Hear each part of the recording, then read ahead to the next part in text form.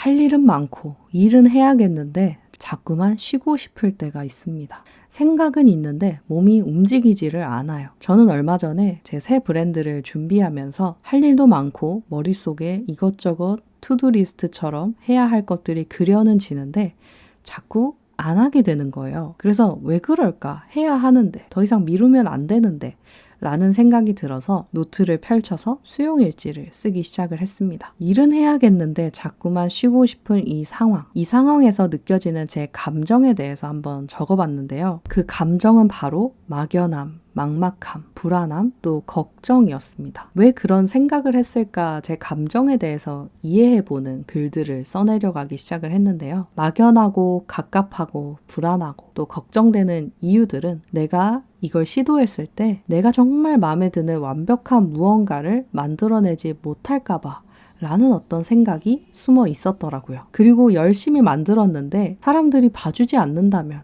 어떡하지? 라는 불안함도 제 속에 있었더라고요. 그래서 그 안에서 제가 정말 중요하게 생각하는 것, 또 필요한 것에 대해서 생각을 해봤습니다. 저는 저의 인정과 타인의 인정이 모두 중요한 사람이더라고요. 그래서 그러면 이걸 어떻게 채울 수 있을까를 고민을 했습니다.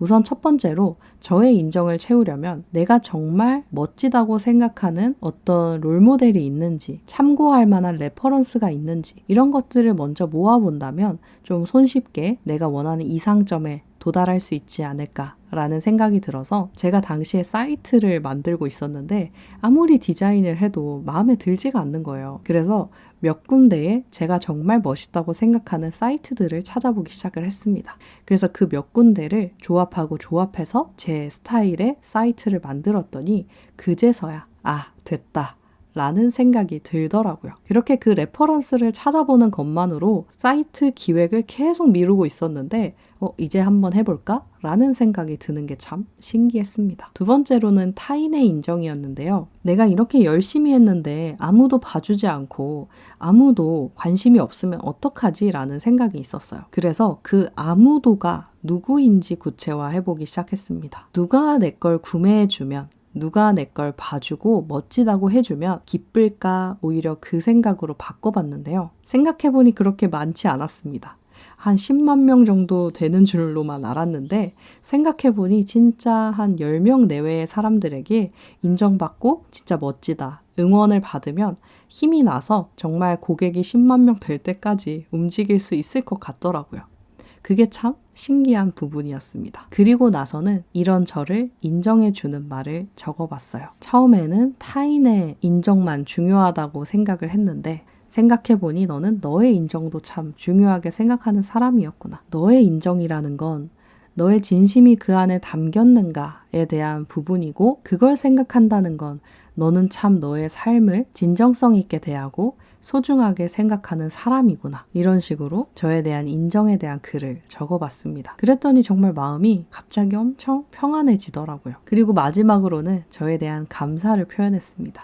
오늘 이렇게 고민해줘서 그리고 수용일지를 써줘서 고마워. 수용일지를 쓴 덕분에 생각이 정리가 됐고 시작할 수 있게 됐고 좋은 결과도 얻게 됐어. 이렇게 참 저는 수용일지라는 걸 알게 되면서 이걸 쓰고 많은 변화를 누리고 있습니다.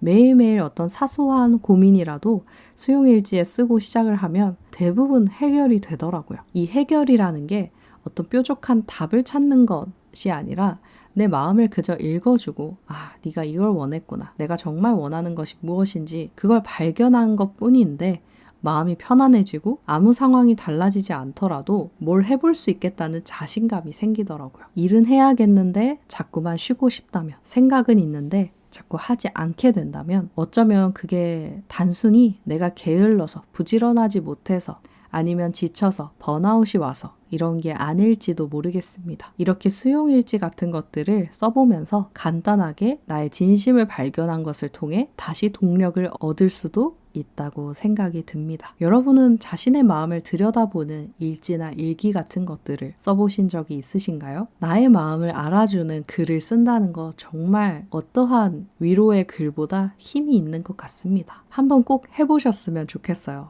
제가 이걸 너무 좋아서 챌린지로도 한번 해보고 싶었는데 아직 제 안에서 이걸 완벽하게 전달해 드릴 수 있다는 어떤 확신이 없어서 미루는 중입니다. 언젠간 이 챌린지를 하게 된다면 또 많은 변화와 기쁨을 함께 누려봤으면 좋겠고요.